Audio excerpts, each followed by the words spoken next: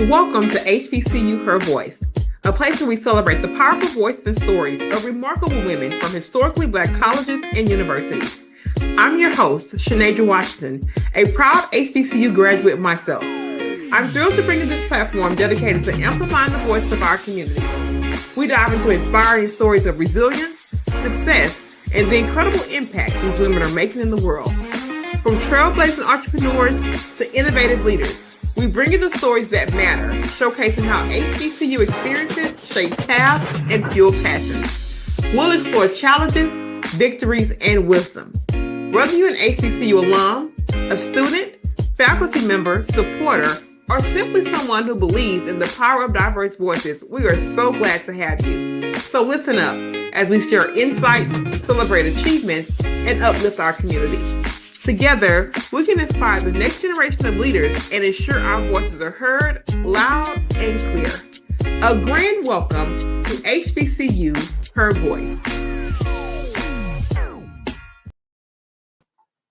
You already know what time it is. We are back with another amazing episode of HBCU Her Voice. I'm your fabulous host, Shanasia Washington, streaming from the beautiful city of Houston, Texas. I think we got a good one tonight, y'all. I'm always excited. I think on this podcast, I just get to, number one, be myself, and also to allow these women to really, really come into the light and let their voices shine in this place. So we know that it's no different today. Our beautiful guest is backstage and ready to come. Drill. She comes to the stage, tells us her name, where she's streaming from, which HBCU she's repping, whoop whoop, and we jump right into that story. So without any further waiting time, here's our very beautiful guest for today. All right. Hello. Thank you for having me. I'm Dr. Nikia Smith. I'm streaming in from Las Vegas. I'm repping two HBCUs. I went to Morgan State University in Baltimore, Maryland for undergrad, and I went to Howard University for my medical school. And so I just love the entire HBCU experience. And so I guess we're going to get right into my story. And my story is just about my personal journey of being a young child. I knew I wanted to be a doctor since the time I was 8 years old. And I was always the smart kid in school, getting good grades, doing what she was supposed to do. But that road, even though I was top of, like the top 14, I was 14. I was 14 in my high school, top high percentage. It was still a struggle, you guys. And so I want everybody to know that it is okay to dream big, and it is okay to think that you're qualified and to still struggle. You will hit obstacles, you will hit barriers, but just know that you can do it. You're powerful beyond measure, and you just must push through. I pushed through. I went to Morgan State for undergrad 4 years. I pledged Alpha Sigma Theta Sorority Incorporated. I was part of the student government, and it's had a really fun and fulfilling time. And I used my undergrad experience to have fun, make connections, but also get that work done. And that allowed me to go to Howard University College of Medicine for my medical degree. And the second part is I've heard talk, people were like, well, I don't want to stay in the HBU system for medical school. I want to get trained at a bigger institution that has a better name or a better, whatever, prestige. And I'm here to tell you guys that that means nothing. Part of my story and being trained at a HBCU means that I am trained by Black physicians, I am surrounded by Black excellence, and I get to treat the people who matter the most to me, which are people from my own community, from my own surroundings. And that is not something that I would have gotten if I went elsewhere. So if you want to be a physician or are on that path to anywhere in healthcare, I want you to know that you can go and train and get educated at an HBCU. Your education is just as good. Many of the best doctors that you've seen around were trained at HBCUs. And it just goes to show that we are needed, we are necessary. And I just wanted to let that story be told because I heard that so much along the way. You're going to hear a lot of doubt. You're going to hear a lot of negativity, but you will overcome those struggles. You will choose what the path is best for you. And if you feel that going to an HBCU is in some kind of way not your path, that is fine. But I would like to share that my personal journey moving from California, surrounded by primarily white and Asian people, being transported across to Baltimore, Maryland for the first time on my own, it was like an entire new world was open to me.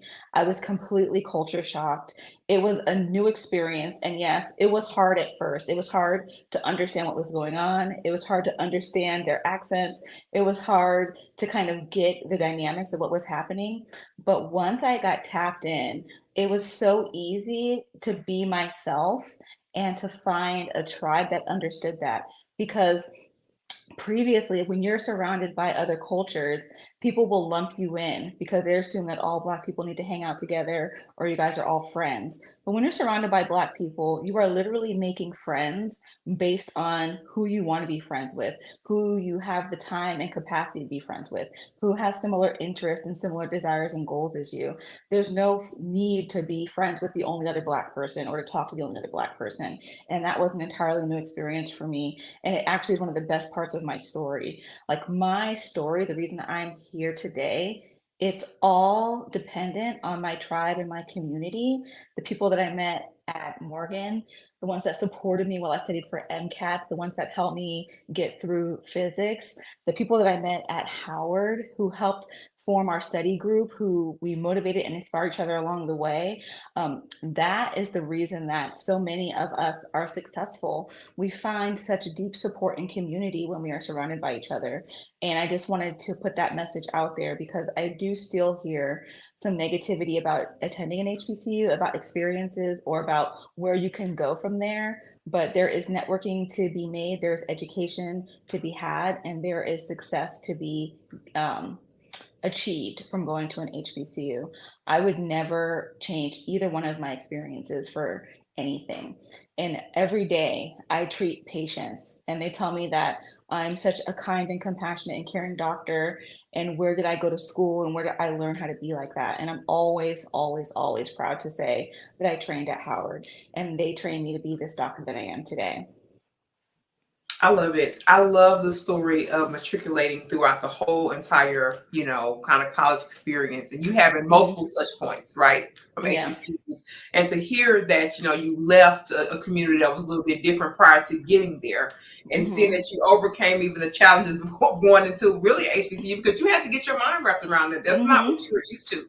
And you have come out a decorated physician on the other end of that, Dr. Nikia. So definitely congratulations to you and all the things you've achieved so far. But I have to ask you this because in this show, I tell people all the time, yes, it's HBCU, but we got a two-word statement right under it. It says Yeah. her voice. And Mm-hmm. that's what makes this platform so good. Because beyond that, when you get a title like doctor or lawyer or executive director or VP, sometimes we fall into the title, right? And we just Mm-hmm. kind of get immersed in it. And then it becomes that period, typically around the 30s ish. They say, I'm not that title all the time. I Yeah. love the title.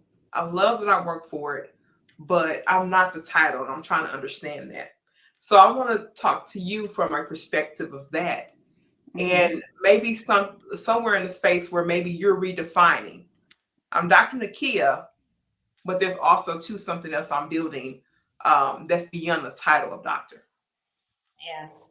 And that is a great question. We do get consumed with the title, and especially when you worked so hard for so long at this title. I mean, at this point, I'm in my late 30s. So for almost 30 years of my life, I said I wanted to be a doctor. I set forth on that path. I achieved it, and then I was living it. But it does become a point where you kind of find yourself consumed by it. And you have to take a step back and realize, like, before I was a doctor, before I was anything, I was a Black woman named Nikia, and I have to get back to that. And for me, to redefine who is Nikia outside of Dr. Smith, it took a lot of work, honestly, because I studied and I trained so hard that in that moment, in those moments, those years, because that's like now 11 years of my life, like hobbies went to the wayside. I didn't have time to read for fun. I didn't have time to do much other things outside of going to work and sleeping and studying. And so you do lose yourself. And so a few years ago, when I got really tired of that, I was burnt out from working and being consumed by work, that I was like, I need to rediscover myself. And in doing that, I had to go to therapy. I started jotting down a list of things I always had an interest in, but always told myself I didn't have time for. And then I made the time for them. And so after that, I started, going on walks. I started going to Pilates, which I love. I go to therapy. I actually read books, like fiction books for enjoyment, and not just like personal development or like helpful educational books. Although I do enjoy those. So I still read those because I actually enjoy learning. I'm definitely a lifelong learner. But I took the time to say, like, everything does not have to be about learning. Everything doesn't have to be about me being a doctor. Some things just have to be about what brings me joy. And in doing that, I have like now created a nice self-care ritual. I have nice a ritual, I have routines, I have this list of things, and I just have this bucket list of things that I'm willing to try at least once just to see how I like them, and not to say that I don't like that or that's not for me, which is something I used to say before, like that's not really for me. But now I know that everything is for me until I try it and decide it's not. So two things from that segment. The number one thing you said that stood out, you said, I do things to bring me joy. Hmm. And what a place to be, because some people never get to that place. Yeah. So not even the work there that you are pointing out and saying, I'm going to do the things that matter. I'm going to have a self-care routine. I'm going to redefine what joy looks like, because sometimes women they leave this earth and never get to do that. So it's good that you are doing that. Now, when you go on a journey to get to these places, a lot of things, and every time I get the opportunity to go here in this show, because I know it's existing, we have to overcome so much to get there. Imposter syndrome, perfectionism, self-doubt, all of these things. Talk to us about your walk with that, because it comes up so often. And I want to know how you've navigated that, because it takes work to get there. These are things that so many women are experiencing. Trust me, just for this podcast, but nobody wants to talk about it. So this place is for that. I want you to talk about your walk with perfectionism and imposter syndrome. Awesome. Yes, on this journey, I definitely struggled with both. Definitely perfectionism for sure, and imposter syndrome. And they are hard to overcome. These are not things that you just say, I don't want to have it anymore, and it goes away. And it starts off with being really honest with yourself and, getting down to the why. Like, why are you afraid of doing this? Or what do you think will really happen if you do it and it's not perfect? And I share a story sometimes. Like, I wanted to try Pilates for years. Like, I think it was almost 2 years that I wanted to try Pilates, but I never went. And I was talking about it to people, like, I want to try this, I want to try this. And one of my friends just went out and did it. And I went and did Pilates, and she was like, yeah, you were talking about it. It sounded cool. So I just went and did it. And I was like, I haven't done it yet. And she's like, I don't know what you're waiting for. And that's when I had to get really honest with myself. Like, what am I waiting for? And I'm like, well, because I'm doing. So, but why would I know what I'm doing if I'm going to do something for the first time? And that, I'm like sitting with that, like, why do I expect to know what I'm doing when I'm doing something for the first time? Everyone is a novice at some point. No one just starts off an expert. I wasn't an expert at school. I wasn't an expert at sports. You're not even an expert at walking when you're a baby. You have to learn how to walk. So I just sit back and give myself that grace. And I realized that I had just really dug so deep into my perfectionism that I was afraid to not be good at things. And that was a fear I had to overcome. And when you kind of realize it and you think, like, what is the literal worst that can happen? And usually it's not much. It's like, oh, I go to Pilates. The worst that can happen is I can't do the exercise that they're going to show me. And then I'll learn it and then I'll just do it next time. And so I finally got over my perfectionism and my imposter syndrome and my fear of that and went forward. But in doing that, it does take support. People think that they can just do it themselves, and you really can't. And I started off with a therapist because I felt like I needed someone who was not immediately close to me, where I can divulge these things, where I wouldn't feel as like I would be judged. Because we do fear that judgment of what your friends will say, what people will think, and all this other stuff. But so I started off with therapy, and I found a therapist that was really receptive and open and has a style that I needed. And talking to her and being completely open and honest was like the first step, having someone to share my honest feelings with. And then as I was going through therapy and experimenting with new things, people were noticing. People noticed a change in me, and they ask me like, "Oh, what are you doing? Like, you're doing a little bit more stuff. You're sharing a little bit more information. You're being more open, more vulnerable, more just more free." And that's when I started sharing my story more, encouraging people to try new things, find their joy, try those things that they're afraid to try, get therapy, talk to friends. And as I started talking to more friends and becoming that person that was doing something, they found that they could confide in me, their fears and worries and stuff, and I became that support for them. And so like I always say, like well-being, it's not about like isolating and like, oh, I'm gonna go into my house or go to the spa and be alone. Like your ultimate well-being and your ultimate joy is mostly through community and connection. And the more you take care of yourself and you vibrate that energy outward, it impacts the others that are around you. And it's just this ripple effect. And I'm just happy to see it as we continue to, promote joy, self-care, boundaries, and releasing that perfectionism, realizing that if you feel like an imposter, it's because you're actually doing something that's outside of your comfort zone. And that's the only way to grow. So those feelings of imposter syndrome just mean that you are trying. If you don't have imposter syndrome, it means you're not trying anything new. It means you're just stuck and stagnant. And that is actually more of the concern. So as long as you identify that the reason why you have the imposter syndrome and pat yourself on the back for taking those steps, you can always grow the courage to move through it. And if you feel like you don't have the courage, you lean on that support system. That's absolutely amazing. And thank you so much for highlighting the use of a therapist. Whenever I can have a guest that, can shine light on that, I always stop there as a pause because it's still, Mm-hmm. of course, stigma around it and things of that specifically in our community. So that ability to kind of, and you're right, if there isn't, especially as grown as I am now, if it's an issue I know I need to talk it through, it's not going to be like in the immediate circle because I need an unbiased view. I need a view of somebody who's coming there with their professional stance to really help me through it. I am mature enough to know the kind of help Mm-hmm. that I need. So for you Yeah. recognizing that, I think that's very important that we highlight here with listeners and viewers. Now you mentioned this, and I want to talk about this because you say that when you are a doctor, right, you make a certain amount of money. I'm a high achiever, and all these things. People perceive you a certain way. Sometimes they say, "Oh, there's this pedestal kind of thing." Dr. Nikia can't be feeling that. Dr. Nikia can't actually feel that way. Talk about that space and really how you navigate through those perceptions.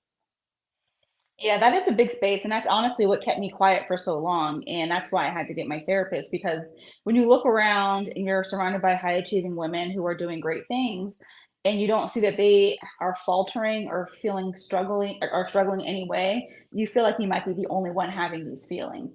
And for a while, when I was first burnt out and realizing I wasn't as happy or as fulfilled as I thought I should be, considering everything I put into my life, I looked around and I didn't really see anybody that was like, openly saying that they were feeling the same way that I was. And so I was hesitant to say anything.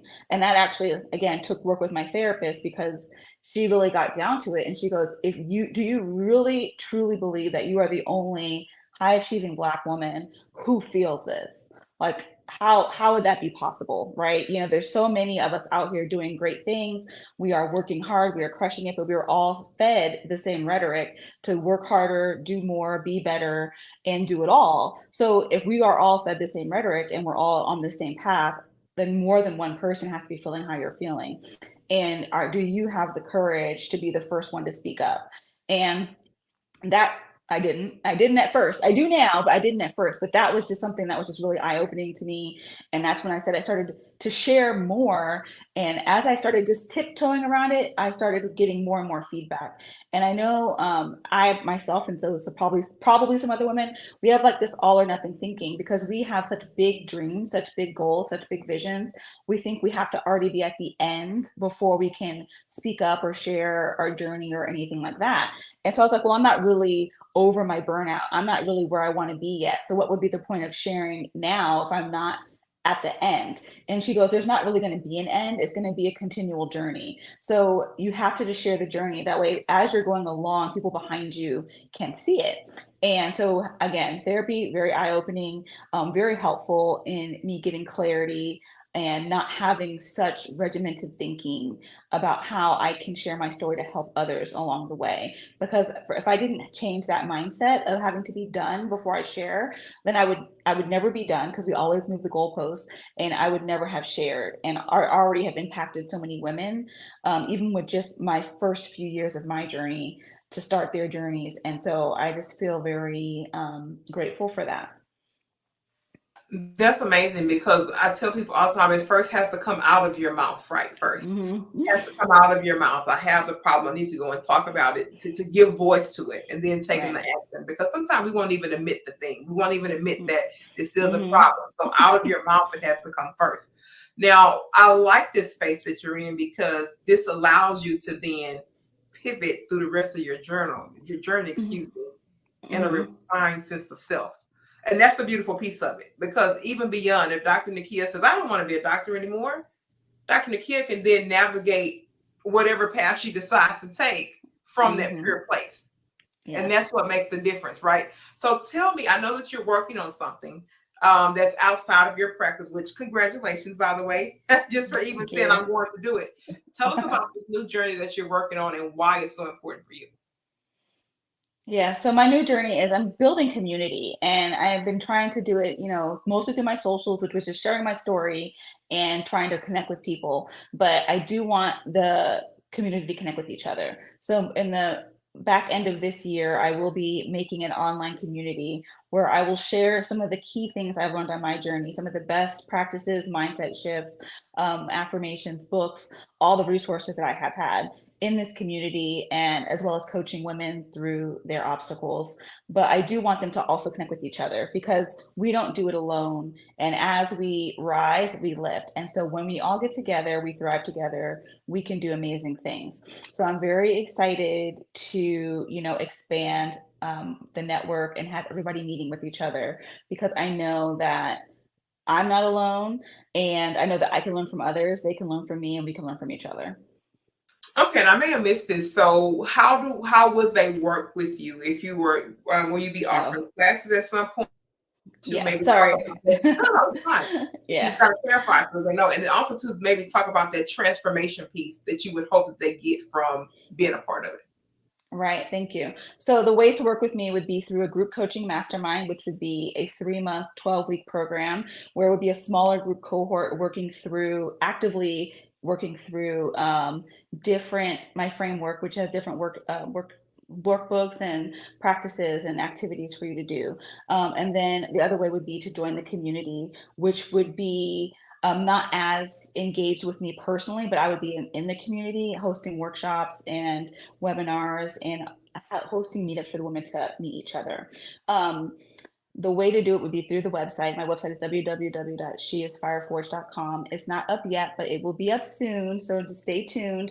You can get on my email list and get the first dibs to the community and the workshop. And the transformation is really, really dedicated to finding what you need, right? And I think that often women, especially high achieving women of color, neglect what they need for what they should do for their work, what they should do for their family, what they should do just in general based on society's expectations.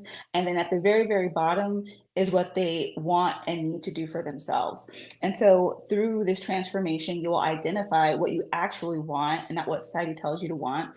You will work on your values. You will learn how to prioritize them by setting boundaries and saying no without guilt and shame for saying no, because that is a big, big piece for women. We feel so bad about neglecting and saying no to others, but we neglect and say no to ourselves. And we do all of that in community support. So once you get clear, we grow our courage, we take our action, we have accountability and support, and we make these changes that you can transform from being caught in the hustle, caught in that constant grind, that feeling of exhaustion, fatigue, and that never ending to-do list to a life where you actually create and protect the time you need to take care of yourself. That is so good because getting to the journey of what do I really need, especially with a lot of competing priorities and a lot of extra stuff that we carry, specifically as Black women, is a hard space to be. Mm-hmm. I really think that I'm not saying I'm all the way clear. That's not, let's be clear. Mm-hmm. But I made great strides in that place, and I'm still continuously working on that because I Mm-hmm. do think, and I was speaking to somebody else, especially, I feel like I'm in a sandwich right now in terms of generation. Have elderly Mm-hmm. grandparents, of course, that need support, and I got my child here who's 7. So sometimes that gets to be hairy, right? And I have to Yes. redefine what those needs are, so that I can stay fueled for my journey. So since you've kind of had this shift, and it's a beautiful thing to see, I can see the glow up, right? I can see the glow up. Has your measure of success changed based on this kind of transformation? Because for me, when I started to have the transformation of like, okay, this is this new redefined self, success measures went, hey, this is different. So for you, what happened in the space of success? Because you've already achieved so much success, right, with going through school. So what does it look like now for you? Oh, yes, that's a big one. And that's part of the framework too, like redefining success. Because as a high achieving woman, as a doctor, people put their expectations on you and like, oh, you don't have this, you're not going to drive a car like this, you're not going to buy this and do that. And I'm happy that I had my moment of clarity before I moved into my house, because I was getting so much external pressure to get a bigger house into a different neighborhood just because of my title. And that's not what I need. And that's not what I need to feel successful. So as I've moved through this, of course, I went from external validation, which is a nice car, fancy clothes, a big house. I'm not going to say vacations because I still like vacations. I actually value vacations, so that one came over with me. But having to always have the newest thing and the best thing is not really of a concern to me, and I don't feel like keeping up with the Joneses anymore. So for me, redefining success, I find my most moments of joy when I'm connecting with family and friends. And so like if I can see my family every month, that's a success to me. If I can travel to see my friends when they have babies, have weddings, have big events, or even when I just want to see them, I can just travel at a whim and go see them. That is success to me. Like, I'm like, oh, my friend had a baby, I can go see her this weekend because the job I chose allows that. And I have the money to do that. And that is success to me, to go spend time with my family and friends. And then secondly, I realized that living in my authentic truth is a success to me, because it doesn't feel like it should be a success, but I've spent so many years not living as my authentic self, hiding myself, shrinking myself, not being my full self, that now when I do that and be my true self on a day-to-day basis, I find that to be very successful. And then lastly, my third big definition of success in my new redefinition of success is to just be someone that my niece would be proud of, and to have a life that if she said, I want to be like you when I grow up, I wouldn't be mad at it. When I like before, she's like, oh, I want to be just like you when I grow up. And I'm like, you do not want this life. I am not happy. Like, I would never want her to want to live the life I'm living. But now I do. And I think that that is very successful. Like, if you would literally want someone to live the life you're living because you enjoy it, that is very successful. The interesting thing about that, coming into the authentic self, it's like you actually see the world differently. You know what I mean? Because, you're operating from almost a hidden place. So all of the parts that were kind of aligned to find you can't because it's hidden. So every turn of this, even me walking this out and saying, I'm going to live authentically, it keeps unlocking these doors that would have never been found. You hear me, Dr. Nikia, would have never been found had I walked in kind of that darkness and not knowing. So thanks for sharing that. Now, we definitely cannot leave this place without you telling people where to find you, where they can connect, and really anything that you're supporting right now that you want to bring reference to. How can we connect with you to get more information? Yes, thank you so much. So I'm very active on my socials. So on Instagram, I have at sheisfireforged.com, not.com, sorry. On Instagram, it's at sheisfireforged. I also have at Nikia Smith MD. On TikTok, I'm also at sheisfireforged. And you can visit the website, www.sheisfireforged.com, for more information. And I most love to hear from people. So if you want to email me, it's hello@sheisfireforged.com to share what part of this you loved, what part of it resonated. If you feel any connection, if you feel any struggles or obstacles you need help with, if you just want to talk to somebody, email me or come onto Instagram and slide into my DMs. It's my favorite. Now, this is the part of the show where we give you your final thoughts. So I always tell the guests, if they see nothing else, tell us in parting words the essence of this episode, the essence of Dr. Nikia, and I think it's going to be good. So I'm going to let you have these final words, and then I will close the show. Oh, so in my essence, like my mission is for you to know that your well-being is not found in isolation. Yes, prioritize self-care. Yes, set boundaries, but your ultimate well-being is through engagement. So when you connect deeply with a tribe and have community support, you can do anything. And I truly, truly, truly 1,000% believe that we can thrive in tribe.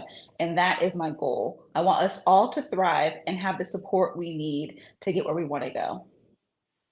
See, I heard it first. She said we can thrive in the tribe. I told you she was gonna drop one. I'm getting pretty good. And she said we can, if anything else, that should definitely be a tagline here because we can definitely thrive in the tribe. I want to thank you, Mhm. Dr. Nikia, for sharing this space with me, for sharing your journey. I am very honored to have you here. To all our listeners and viewers here, thank you so much for tuning in. This has been another fabulous episode of the HBCU Her Voice podcast. I will not leave here without telling you that I love you. To let your voice shine. And we'll be back really in no time with another amazing episode. And we're out.